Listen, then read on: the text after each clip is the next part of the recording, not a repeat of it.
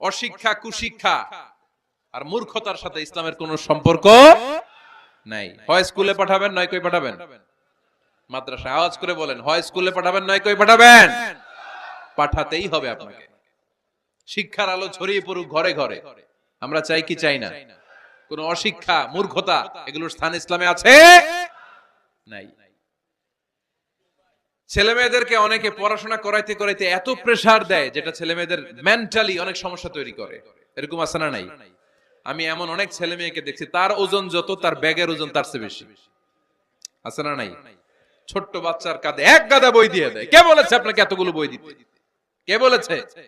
জোর করে চাপিয়ে দেওয়ার নাম, বিদ্যা চাপিয়ে দেওয়ার নাম শিক্ষা নয়। জোর করে প্রাইভেট স্যারের কাছে পড়ানো, কোচিং এ পাঠানো, শিক্ষার নামে এরকম প্রেসার দিয়ে বিদ্যা উঠিয়ে দেওয়ার নাম শিক্ষা নয়।